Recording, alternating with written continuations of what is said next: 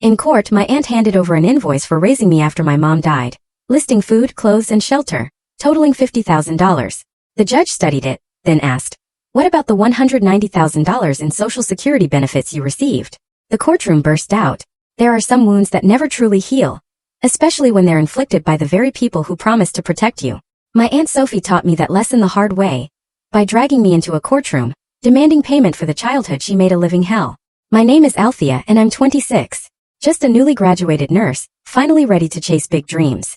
But instead of celebrating, I found myself sitting in that sterile courtroom, staring across the aisle at my own aunt, as she sued me for what she claimed were my childhood expenses. It was surreal, devastating, and the culmination of years of quiet torment. Before all this darkness, my world was filled with warmth. My amazing mom, Amanda, raised me herself after my dad passed away when I was just 3. Money was always tight in our small 2-bedroom apartment, but Mom had a way of making sure I never felt like we were struggling. She was a nurse at Memorial Hospital, working long, demanding shifts, but she'd always come home with incredible stories about saving lives, about making a real difference. Those stories, they were the seeds that grew into my own dream of becoming a nurse. Weekends were sacred. Saturday mornings, our tiny kitchen would fill with the comforting scent of vanilla and chocolate as we baked cookies. Sundays were for the park, feeding ducks, or getting lost in the library. Mom always said, "Althea, education is the one thing nobody can ever take from you." Our apartment walls were a colorful gallery of my artwork and school certificates. Mom kept every single one, displaying them like precious museum pieces. When I brought home good grades, she'd stick them on the fridge with fruit magnets and dance around the kitchen in pure celebration. For my 10th birthday, she surprised me with a children's medical kit. I carried that thing everywhere, taking my stuffed animal's temperatures and listening to her heartbeat with the plastic stethoscope. "You'll be wearing a real one someday," she'd say, her eyes crinkling with pride. Our life wasn't perfect, but it was ours. Mom worked extra shifts during holidays to make sure Christmas mornings and birthdays were special. She taught me to appreciate what we had, to be grateful rather than yearning for what we didn't. Gratitude makes any life rich. She'd remind me when I occasionally complained about not having the latest toys or fancy clothes like my classmates. Everything changed the summer I turned 12. Mom started coming home from work more exhausted than usual. At first, she blamed extra shifts, but then she began losing weight rapidly, a persistent cough racking her body. I'd catch her wincing in pain when she thought I wasn't looking, popping painkillers after I was supposedly asleep.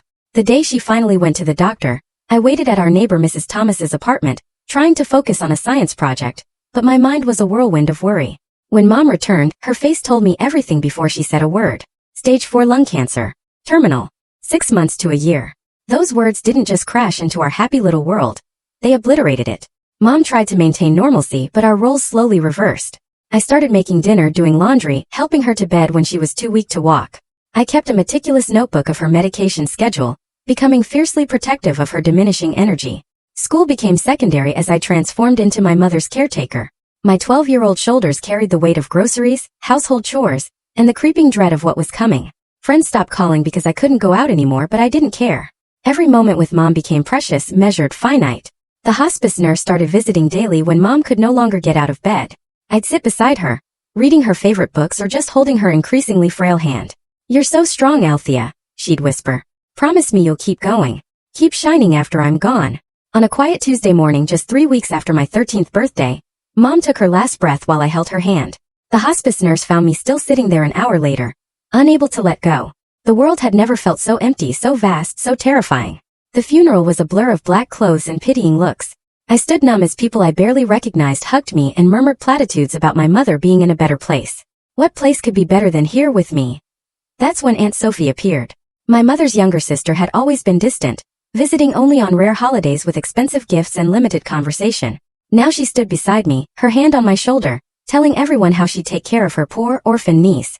The social worker met with Sophie and my elderly grandmother, who lived in a senior community and couldn't take me in. It was decided. I would move in with Sophie, her husband Jack, and their daughter Cassidy. Sophie appeared caring and concerned in front of the social workers, promising to give me a loving home. As I packed up my childhood into boxes, I found a letter Mom had written me, tucked into my favorite book. Asterisk, remember who you are, Althea. Life will throw storms your way, but you have the strength to weather them all. I'll love you always, even when you can't see me anymore.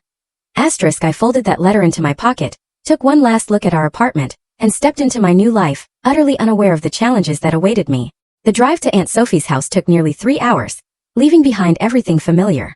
Each mile increased the hollow feeling in my chest, as I watched my hometown disappear in the side mirror of Sophie's luxury SUV. She didn't say much during the journey, occasionally commenting on how different my life would be now, how much better things would be in their neighborhood. Sophie and Uncle Jack lived in an impressive 2-story colonial house with pristine white columns and a perfectly manicured lawn. My cousin Cassidy, 15 and impossibly poised, greeted us with a rehearsed smile that didn't reach her eyes. Uncle Jack, a tall man with a perpetual expression of mild disinterest, briefly welcomed me before returning to his home office. "This will be your room," Sophie said, opening the door to a space at the end of the hallway, far from the other bedrooms. The walls were stark white. The furniture basic, clearly secondhand, compared to the glimpses I'd caught of Cassidy's room with its pink walls and custom pieces. "We can add some color maybe later," she added as an afterthought. That first night, Sophie prepared a special dinner, and everyone made polite conversation. Uncle Jack asked about my interests, and Sophie even shared a few memories of my mother from their childhood. For a moment I dared to hope.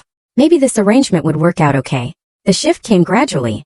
By the end of my first week, Sophie had presented me with a list of house rules that didn't seem to apply to Cassidy.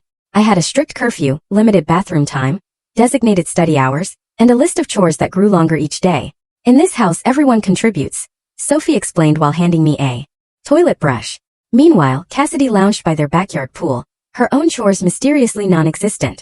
My belongings, which had filled our small apartment, now looked meager, scattered around the spare room.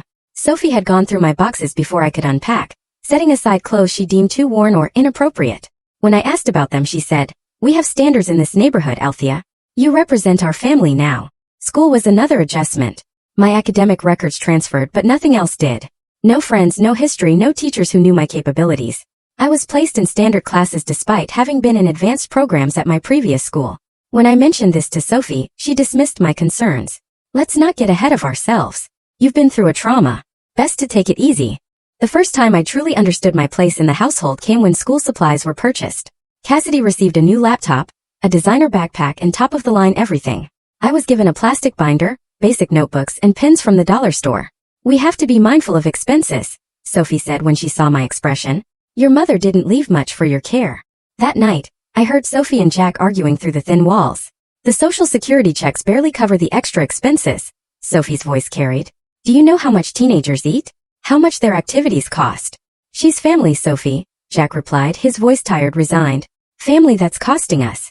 Amanda always was irresponsible, not planning better for her daughter.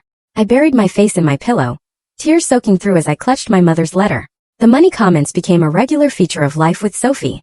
If I outgrew clothes, needed school supplies, or even if I ate what she deemed too much at dinner, I was reminded of the financial burden I represented. "Do you know how much braces cost?" she muttered when the dentist recommended them. We left without scheduling the orthodontic work. "College applications are $70 each," she complained when I brought home information about universities with nursing programs. "Maybe community college would be more appropriate for your situation." The contrast between my treatment and Cassidy's grew more pronounced. Cassidy received a car for her 16th birthday. I was told I could get a job to save for my own transportation. Cassidy's room was redecorated seasonally. My bedspread had been the same faded blue since my arrival. Cassidy attended dance classes, lacrosse practice, and SAT prep courses. I was told such extras weren't in the budget for me. Uncle Jack witnessed it all with passive acceptance. Occasionally, he'd slip me $20 or offer to drive me somewhere when Sophie refused, but he never directly challenged her treatment of me. "Your aunt is under a lot of pressure," he'd say, as though that explained everything. Throughout it all, the memory of my mother's warmth became both comfort and torture. I'd close my eyes at night and try to remember the sound of her laugh, the feeling of her hand brushing hair from my face. Those memories sustained me through Sophie's coldness, through Cassidy's casual cruelty, through the growing awareness that I wasn't wanted in this house. I began spending more time at the school library, volunteering for any activity that kept me away from Sophie's critical gaze. I joined study groups, helped teachers after class, and discovered that academic success could be a form of escape. If I couldn't have love, I could at least have achievement. One evening while cleaning the kitchen, as required by my chore list, I accidentally knocked over Sophie's purse. As I gathered the spilled contents, I found a letter from the Social Security Administration addressed to Sophie as my guardian. It referenced monthly survivor benefits being deposited for my care. The amount was substantial, far more than Sophie had implied she received. That night, I carefully replaced my mother's photo on my nightstand, the one Sophie had suggested I put away to help with the grieving process. I looked into my mother's smiling eyes and made a silent promise. I would endure. I would succeed. And someday I would escape. High school brought new challenges, but also unexpected opportunities. Despite Sophie's dismissal of my academic potential, I fought to be placed in honors classes and quickly proved I belonged there. My science teachers particularly noticed my aptitude, and by sophomore year, I had joined the Health Sciences Club, the first tangible step toward my dream of following in my mother's footsteps. Another club meeting? Sophie would ask with thinly veiled irritation. I suppose you'll need money for that too. I never asked for money anymore. Instead, I'd secured a part-time job at Sweet Blossoms Bakery 3 afternoons a week and all day Saturday. The owner, Mrs. Garcia, became a bright spot in my life, slipping me extra pastries at closing time and adjusting my schedule during exam periods. My first paycheck felt like freedom in my hands, until Sophie cornered me in the kitchen. Now that you're earning an income, you'll need to contribute to household expenses, she announced, hand extended. $300 monthly seems fair for room and board. The amount represented nearly half my earnings, but I handed it over without argument. Fighting Sophie only made things worse, as I'd learned through painful experience. Later that night, I overheard Sophie telling Uncle Jack how she was teaching Althea financial responsibility by collecting rent. Cassidy, now a senior and the self-appointed queen of the school, made sure everyone knew I was her charity case cousin. She spread stories about my mother's death, embellishing details for maximum pity or sometimes mockery, depending on her audience. When boys showed interest in me, she warned them about my unstable family background and probable emotional issues. One rainy Tuesday during junior year, I stayed late to make up a chemistry lab. Walking to the bus stop, I realized I'd missed the last one. As I resigned myself to a 3-mile walk in the downpour, a car pulled alongside me. Mrs. Jackson, my AP biology teacher, rolled down her window. Althea, get in before you drown. During the drive home, Mrs. Jackson asked questions about my interest in medicine, my study habits, my plans after high school. When she pulled up to Sophie's house, she hesitated before saying, "You know, you remind me of myself at your age, determined, focused, despite obstacles." Something in her tone made me look up sharply. Mrs. Jackson smiled gently. "My door is always open if you need to talk about anything." 2 weeks later, after Sophie had confiscated half my paycheck for utilities I'd used excessively, I found myself in Mrs. Jackson's classroom during lunch. The words poured out of me. The financial manipulation, the emotional neglect, the social security letter I'd found. Mrs. Jackson listened without interruption, her expression growing increasingly troubled. "Have you considered that your aunt may be misusing funds meant for your care?" she finally asked. The thought had occurred to me, but hearing it from an adult gave it legitimacy. "What can I do? I'm a minor. She's my guardian." Mrs. Jackson's reply changed everything. "Start documenting. Keep records. And let's look into scholarship options that could get you out of there after graduation." With Mrs. Jackson's guidance, I began researching nursing scholarships obsessively. I joined every club that might strengthen my applications, volunteered at the local hospital on Sundays, and maintained perfect grades despite working nearly 20 hours weekly. One evening, while searching for a stapler, I discovered a folder labeled with my name. Inside were years of Social Security statements showing monthly deposits of over $1,000 for my care. Nearly $60,000 had been paid to Sophie since my mother's death.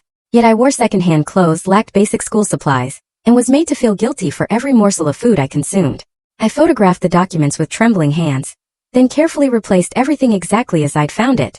That night, I emailed the photos to Mrs. Jackson and to myself at my school email address, creating evidence I hoped I'd never need to use. Senior year arrived with university applications, and the quiet determination to escape Sophie's house forever. Mrs. Jackson helped me apply for every scholarship available, editing my essays during lunch periods and after school. When acceptance letters began arriving, Sophie intercepted them, presenting each with comments about the burden of student loans and unrealistic expectations. The breakthrough came in April, a full-ride nursing scholarship to State University, including housing, meals, and a stipend for books. When the thick envelope arrived, I raced to check the mail before Sophie could, then hid the letter under my mattress until I could fully read its contents. That night, I called Mrs. Jackson with the news, my voice barely containing my excitement. "I got it. I'm free." My high school graduation ceremony should have been a celebration. Instead, Sophie actually found a way to complain about the cost of my cap and gown, the waste of ordering announcements, and the impracticality of the nursing program I'd chosen.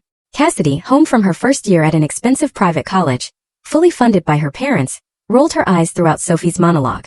I scanned the audience during the ceremony, disappointed but not surprised to find the section where Sophie and Jack should have been sitting empty. As I accepted my diploma, I heard a distinct cheer from the back. There stood Mrs. Jackson alongside Mrs. Garcia from the bakery, both clapping wildly. After the ceremony, Mrs. Jackson handed me a small gift bag. Inside was a professional stethoscope just like my mother had used. The card read simply, "Your mother would be so proud of the woman you've become." I know I am. For the first time since my mother died, I felt seen, valued, and championed. Walking back to Sophie's house that day, the diploma in my hand and the stethoscope in my bag, I knew I was just weeks away from a new beginning. The day I moved into my college dormitory felt like breathing fresh air after years underwater. State University was only 40 minutes from Sophie's house, but it might as well have been another planet.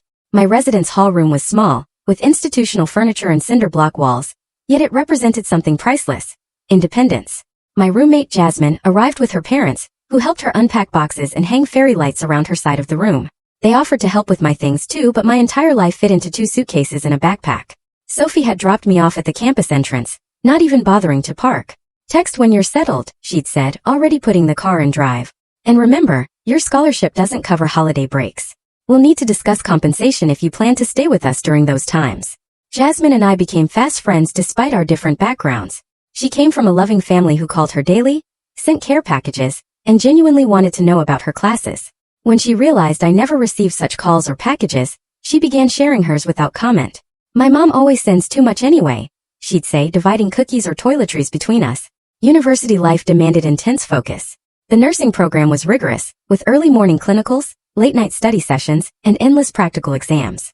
I thrived under the pressure, remembering my mother's dedication to her patients. To cover expenses not included in my scholarship, I worked at the campus coffee shop and took weekend shifts at a nearby assisted living facility. Between classes, work, and studying, I barely had time to think about Sophie, which was exactly how I wanted it. The less contact, the better. Still, holiday breaks loomed on the calendar like dark clouds. Before Thanksgiving break my freshman year, Sophie called with expectations for my visit. "Since you're not contributing financially anymore, we'll need compensation for your stay. $300 for the week seems fair. Food isn't free, Althea." I swallowed hard, calculating how many extra shifts I'd need to afford going home for the holiday. Jasmine, overhearing my end of the conversation, waited until I hung up before saying, "Come home with me instead. My parents would love to have you." That Thanksgiving became the first of many holidays spent with Jasmine's family. The Parkers welcomed me without question, including me in family photos and traditions as though I'd always been there. Mrs. Parker, learning about my nursing studies, shared stories from her own career as a physical therapist. Mr. Parker taught me to make his famous cranberry sauce, standing beside me in the kitchen with patient instructions. When Sophie called on Christmas to ask when I'd be arriving with my room and board payment, I informed her I had made other arrangements. Her surprised pause was followed by concern, not for my well-being, but for the lost income. Spring semester brought new challenges and opportunities. I was accepted into an accelerated program that would allow me to complete my degree in 3 years instead of 4. The workload increased dramatically, but so did my determination. During a campus career fair, I met David, a medical student, volunteering at the healthcare booth. Tall, with kind eyes and a quiet confidence, he struck up a conversation about my interest in pediatric nursing. Before long, we were meeting for coffee between classes, talking for hours about healthcare, ethics, patient advocacy, and our personal journeys to medicine. "My dad's a surgeon," David explained during one of our coffee dates. "He expected me to follow exactly in his footsteps, but I'm interested in family practice in underserved communities. We've been at odds about it for years." His understanding of family pressure created a bond between us that deepened with each conversation. When I finally shared the full story of Sophie's treatment, he listened without judgment, then asked the question that had been hovering in my mind for years. "Have you considered that what she did might be illegal? Social Security benefits for surviving children are meant to provide for the child, not supplement the guardian's income."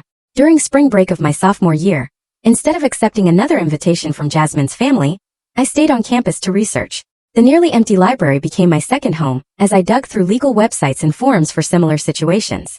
What I discovered left me stunned. Guardians misappropriating survivor benefits could face serious legal consequences, including fraud charges. I made an appointment with the university's legal aid office, bringing copies of the Social Security statements I'd photographed from Uncle Jack's office. The student attorney who reviewed my case looked increasingly serious as I explained the situation. "This isn't just unethical," he said finally. "It's potentially criminal. Your aunt had a fiduciary responsibility to use those funds for your direct benefit.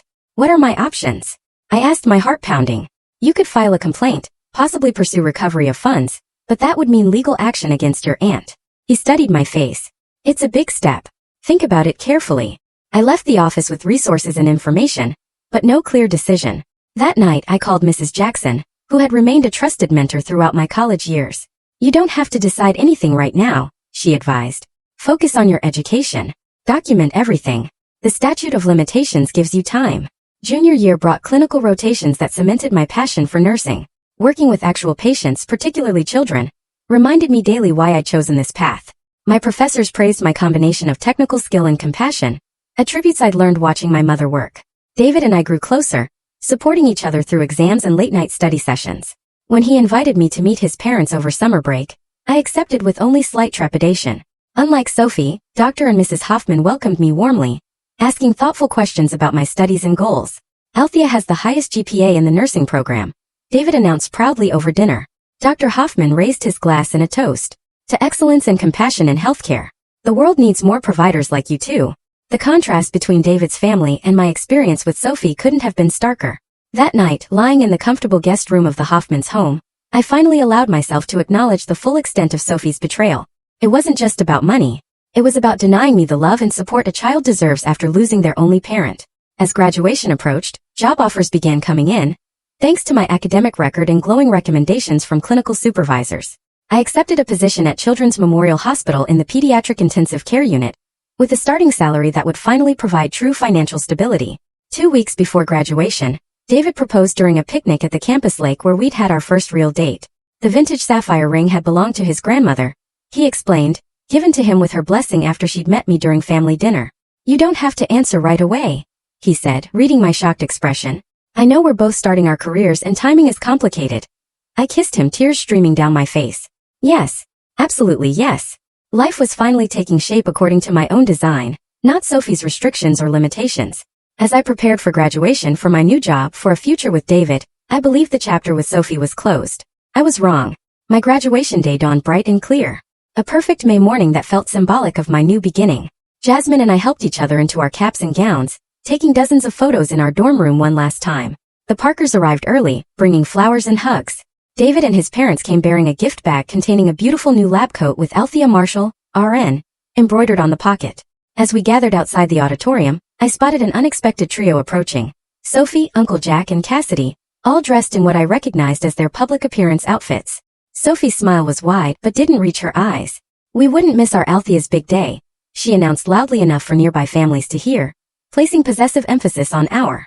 She air-kissed my cheeks while whispering, "We need to talk after the ceremony."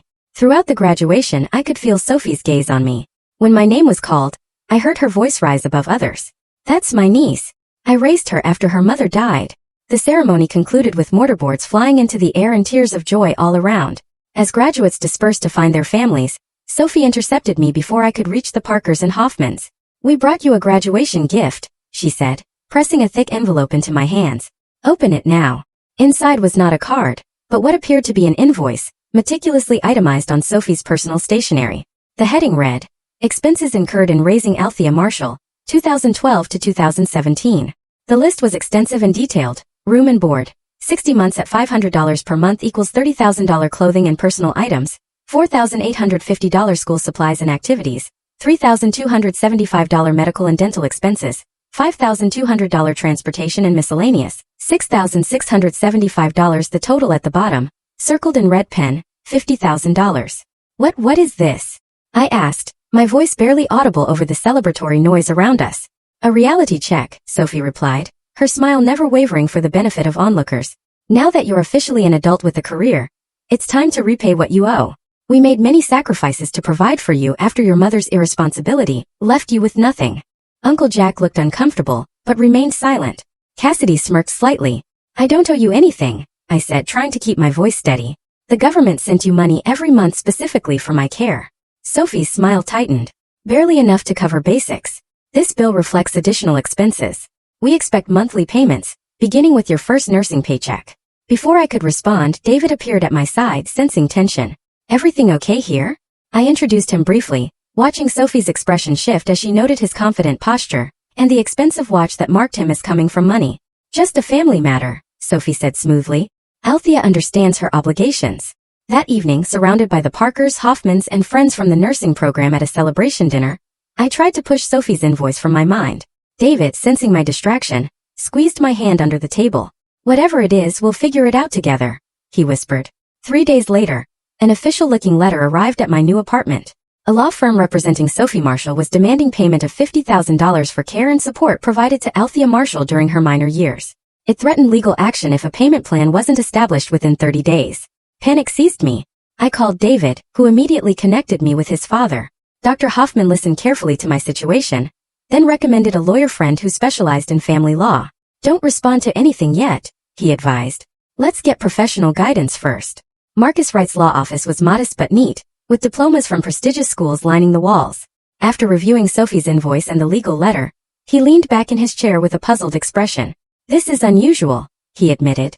Guardians typically don't sue former wards for basic care expenses, especially when they've received government benefits for that purpose. He studied me thoughtfully. There's something more going on here. Tell me everything about your time with your aunt.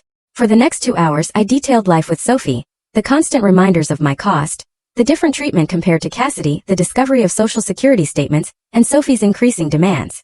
For money once I began working, Marcus took extensive notes, occasionally asking clarifying questions. When I finished, he closed his notebook decisively. I'll take your case, he said. And I don't think you'll owe your aunt a dime when we're done. The next weeks were a flurry of legal preparation. Marcus filed a counterclaim denying Sophie's right to reimbursement. He also submitted requests for financial records related to my mother's estate and any benefits received on my behalf. During this process, we uncovered surprising information. My mother had maintained a modest life insurance policy naming me as beneficiary. The funds should have been placed in trust for my benefit. Additionally, there was a small inheritance from my maternal grandparents that I'd never been informed about. Where did this money go? I asked Marcus during a meeting at his office. That's exactly what we need to find out, he replied, typing another note.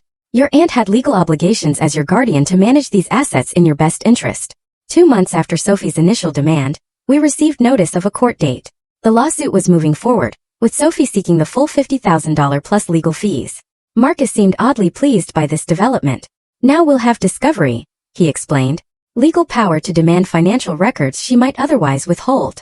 Through formal discovery requests, Marcus obtained bank statements, tax returns, and benefit records from Sophie's accounts during my time in her home. What they revealed was shocking. Not only had Sophie received monthly Social Security survivor benefits of over $1,000, but she had also collected the life insurance payout and inheritance money, the total amount that should have been used for my care or held in trust. Nearly $190,000. She spent all of it, Marcus said grimly, reviewing the financial analysis. And now she's suing you for more. How is that possible? I asked, staring at the figures. How could she legally take all that money? She couldn't. That's the point. Marcus began organizing documents into a trial folder. Your aunt didn't just fail to provide adequately for you using funds specifically designated for that purpose. She potentially committed fraud.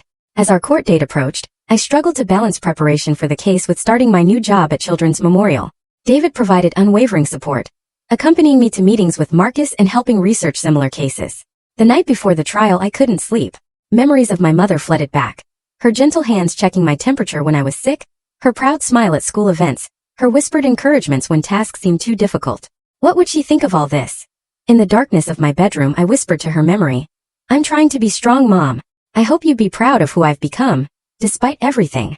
The next morning I dressed carefully in a conservative navy dress and low heels, my mother's small pearl earrings my only jewelry. David drove me to the courthouse where Marcus waited on the steps with a confident smile. Ready? He asked. Taking a deep breath I nodded. Ready. The county courthouse was an imposing brick building with marble columns and high ceilings that amplified every footstep. David and Jasmine flanked me as we walked through security, their presence providing silent strength. Marcus led us to a polished wooden bench outside courtroom C, where we waited for our case to be called. Across the corridor, Sophie, Uncle Jack, and Cassidy sat with their attorney, a sleek man in an expensive suit who kept checking his gold watch. Sophie had dressed for the occasion in a conservative cream suit that screamed respectable citizen. When our eyes briefly met, she gave me a small, confident smile that sent chills down my spine. All these years, I whispered to David. She made me feel like I was taking food from her table, wearing clothes she could barely afford to provide. And all that time? Don't focus on her, Marcus advised, overhearing. Today is about facts, not feelings. Let the evidence speak. At 9:30 the bailiff called our case. Marshall versus Marshall. Judge Harriet Woodson presiding. The courtroom was smaller than I'd imagined, with only a few spectators scattered among the benches. Judge Woodson, an African-American woman in her 60s with silver-streaked hair and penetrating eyes, nodded briskly as we took our places. I've reviewed the filings in this case, she began. Mrs. Sophie Marshall is suing her niece Althea Marshall for reimbursement of child-rearing expenses in the amount of $50,000 plus legal fees. Miss Althea Marshall has filed a counterclaim. Let's proceed with opening statements. Sophie's attorney, Mr. Daniels, approached the bench first. His voice was smooth as butter as he painted Sophie as a selfless relative who stepped in after tragedy, sacrificing financially to provide a stable home for her orphan niece. Your Honor, he began, My client opened her home and her heart when her sister tragically passed away, leaving a 13-year-old daughter with no resources and no provisions for her care. For 5 years, the Marshalls provided food, shelter, clothing, educational support, and emotional stability during a difficult time. He gestured dramatically towards Sophie, who had adopted an expression of saintly patience. They did this without complaint, Your Honor, despite the significant financial burden it placed on their household. Now that Ms. Althea Marshall has secured lucrative employment as a registered nurse, my client simply asks for reasonable compensation for these extraordinary expenses. Marcus took notes throughout, his expression neutral. When his turn came, Marcus approached the bench with calm confidence. Your Honor, this case isn't about compensation for childcare expenses. It's about accountability for funds that were specifically designated for Althea Marshall's care following her mother's death. Funds that were substantial and more than adequate to provide for her needs without additional contribution from the defendant. Judge Woodson leaned forward slightly. You're referring to survivor benefits? Yes, Your Honor, and more. We have documentation showing Mrs. Sophie Marshall received Social Security survivor benefits, life insurance proceeds, and inheritance funds totaling nearly $190,000 that should have been used exclusively for Althea's care, or held in trust for her future. A small murmur ran through the courtroom. Sophie's composed facade cracked slightly as she whispered urgently to her attorney. That's a serious allegation, Counselor, Judge Woodson noted. I'll need to see that documentation. Let's proceed with testimony. Sophie took the stand first, describing how she'd rescued me from potential foster care after my mother's death. She detailed the sacrifices her family made. Cassidy sharing her home, with a cousin she barely knew, family vacations curtailed due to the expense of another child, the emotional labor of helping a grieving teenager adjust. Mr. Daniels dramatically presented Sophie's itemized invoice, walking through each category of expense. Sophie nodded earnestly as he highlighted particularly costly items, braces I'd needed but never received, sports equipment for activities I'd never participated in, special tutoring I'd never been offered. And did the Social Security benefits you received cover these expenses? Mr. Daniels asked. Sophie shook her head solemnly. Not even close. The monthly benefit barely covered her food. Everything else came from our pocket. When Marcus rose for cross-examination, his approach was methodical. He established Sophie as my legal guardian, responsible for managing any assets or benefits for my welfare. Then he began introducing exhibits, bank statements showing regular deposits from Social Security, documents regarding my mother's life insurance policy, and records of my grandparents' inheritance. Mrs. Marshall, he began, his voice cutting through the quiet. Can you explain why you're claiming financial hardship when records show you received over $3,000 monthly designated specifically for Althea's care? Sophie shifted uncomfortably. That's not accurate. The Social Security was much less. Marcus presented another document. This statement from the Social Security Administration confirms monthly payments of $1,235 paid to you as Althea's guardian. Additionally, you received a lump sum life insurance payment of $65,000 and inheritance funds of $15,000, both legally required to be used for Althea's benefit. Where did these funds go? Sophie's composure crumbled further. There were many expenses. Household costs increased substantially. We had to move to a larger home to accommodate her. Mrs. Marshall, Marcus continued, unyielding, during the 5 years Althea lived with you, these funds totaled approximately $190,000. Yet you provided her with second-hand clothes, denied her orthodontic care, made her work to pay for her own basic needs, and now claim she owes you an additional $50,000. Can you explain this discrepancy? Sophie's attorney objected repeatedly, but Judge Woodson allowed most of Marcus's questions, her expression growing increasingly concerned as Sophie's answers became more evasive. When it was my turn to testify, I focused on facts rather than emotions.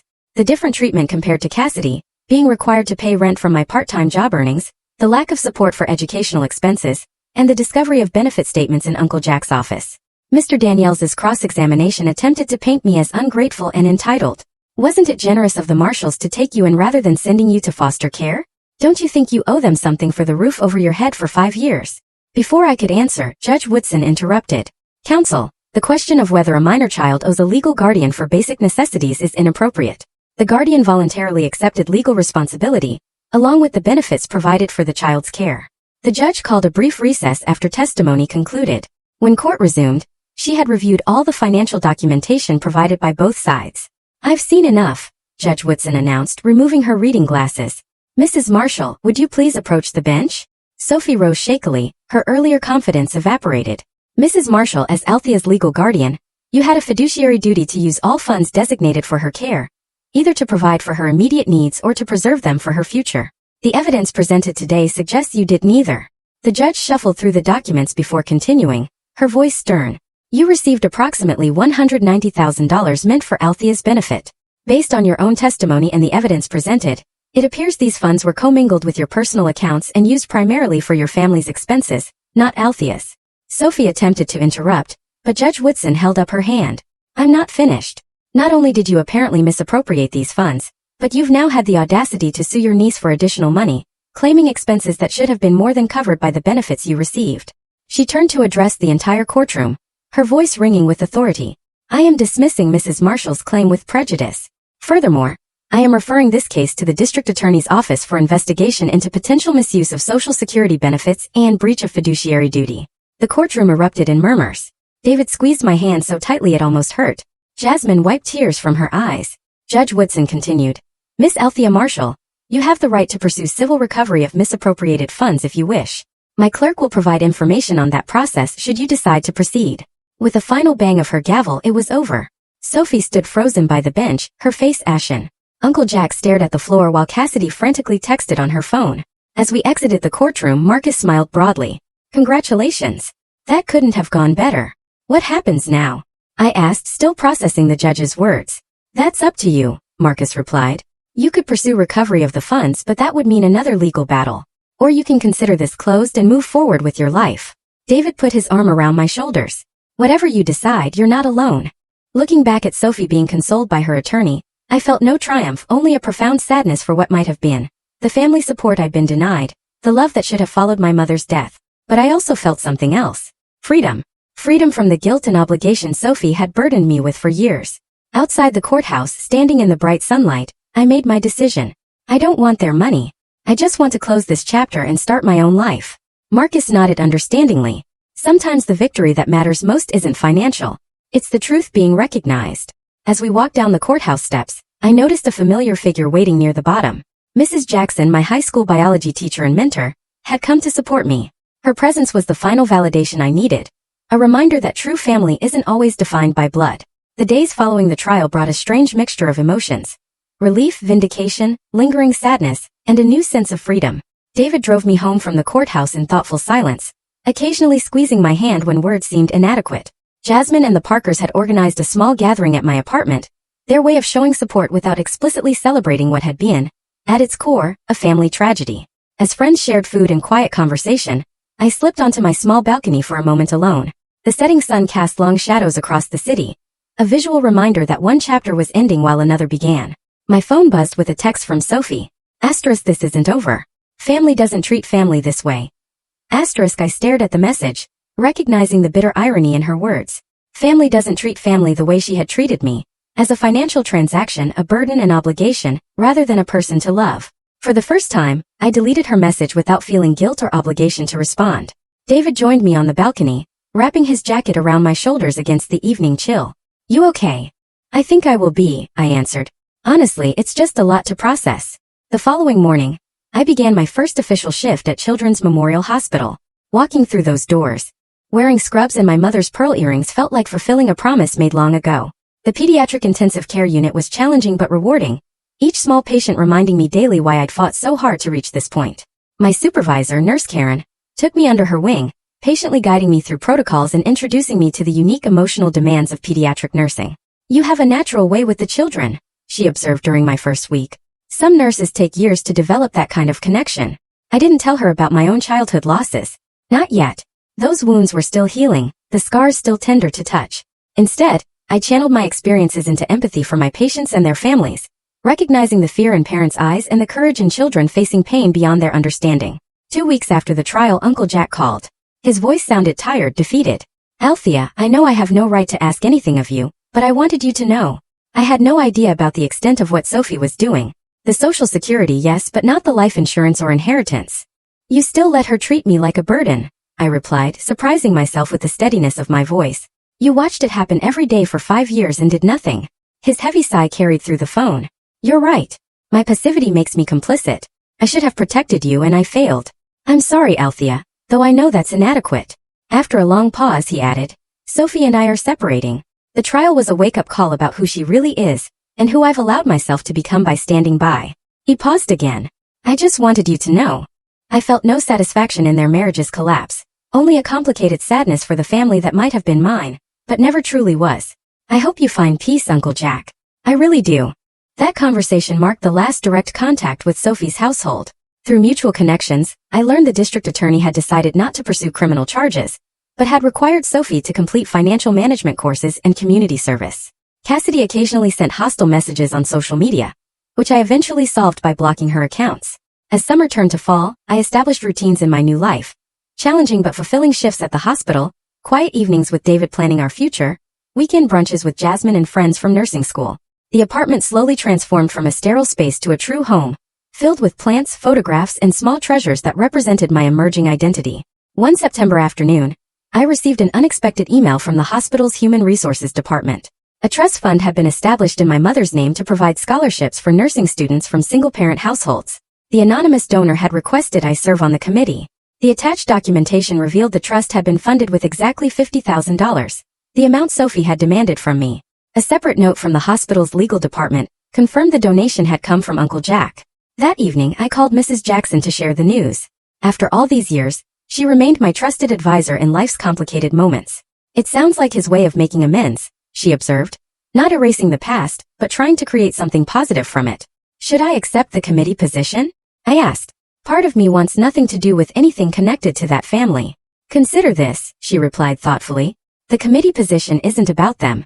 It's about honoring your mother and helping students who share your experience. Don't let Sophie take that opportunity from you too. Her wisdom had always cut through my confusion. The following day, I accepted the position. My first small step toward transforming pain into purpose. As my first year of professional nursing progressed, I found myself increasingly drawn to working with children from difficult home situations. Their resilience reminded me of my own journey. Their small victories becoming personal triumphs, I celebrated alongside them. The hospital's social worker noticed my connection with these patients and invited me to join a support program for children in foster care or kinship guardianship. Sometimes the best healing comes from helping others through similar struggles, she explained. David supported my growing involvement in these programs, often accompanying me to events for the children. His medical residency was demanding, but we carved out time for our relationship, planning a small wedding for the following spring. The Parkers and Hoffmans had essentially adopted me into their families, providing the loving support network I'd missed for so many years. 6 months after the trial on my mother's birthday, I finally felt ready to visit her grave. David offered to come with me, but this was a journey I needed to make alone. The cemetery was peaceful, autumn leaves creating a golden canopy over the modest headstone. I placed fresh flowers beside her name, then sat on the grass to tell her everything. My nursing career, the truth about Sophie, finding love with David, and the scholarship fund now bearing her name. I survived, Mom, I whispered, tears flowing freely. Not just survived, but found my way to thrive. I think you'd be proud of that. On the drive home, I made a detour to visit Mrs. Thomas, our former neighbor, who had watched me on the day of my mother's diagnosis.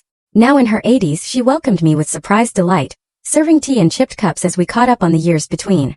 Her walls still displayed photographs of her own children and grandchildren, and there on a crowded shelf, stood a small framed picture of my mother and me at a long-ago birthday party. She was so proud of you, Mrs. Thomas recalled, following my gaze to the photograph. Always said you had her compassion, but twice her determination. Looks like she was right. These small reconnections with my past helped stitch together the fragmented narrative of my life. Each conversation, each memory shared by those who had known my mother, added another thread to the tapestry of my identity, separate from Sophie's distortions and manipulations. As my healing progressed, I began seeing a therapist specializing in family trauma. Dr. Lynn helped me understand that Sophie's treatment hadn't been my fault, that children aren't responsible for earning their guardian's love or care. Gradually, the nightmares decreased, the anxiety attacks became less frequent, and the reflexive guilt over costing too much began to fade. The hardest part of healing, Dr. Lynn observed during one session, is accepting that some people who should have loved us were incapable of doing so. Their limitation doesn't diminish your worthiness. Those words became a mantra during difficult moments, a reminder that Sophie's coldness reflected her character, not my value. 1 year after the trial, I received an unexpected package.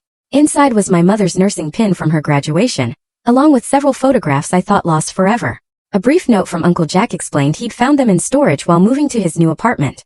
That small brass pin became a talisman I carried in my pocket during difficult shifts, a tangible connection to the woman whose love had shaped me far more profoundly than Sophie's neglect ever could. Life continues to unfold in ways both expected and surprising. David and I married in a simple ceremony surrounded by chosen family. We're saving for a house where we can build the warm, supportive home environment neither of our childhoods fully provided. My career advances steadily, with a recent promotion to charge nurse in the pediatric unit. The scholarship fund in my mother's name has already helped 3 students pursue nursing degrees. Each recipient reminds me of myself a few years ago, carrying invisible burdens while working toward a future built on service to others. Looking back at the journey from that terrified 13-year-old girl clutching her mother's letter to the woman I am today, I recognize the profound truth that has emerged from all the pain. Family isn't defined by blood or legal documents. It's created through love, respect, and mutual support, qualities Sophie never understood, but that I found in abundance with the people who've chosen to walk alongside me. The judge's words in that courtroom did more than dismiss Sophie's lawsuit. They validated my worth and my right to be treated with dignity. But the real victory wasn't legal. It was learning that despite everything, I remained capable of trust, love, and connection. Sophie took my childhood, but she couldn't take my future, or my capacity for joy.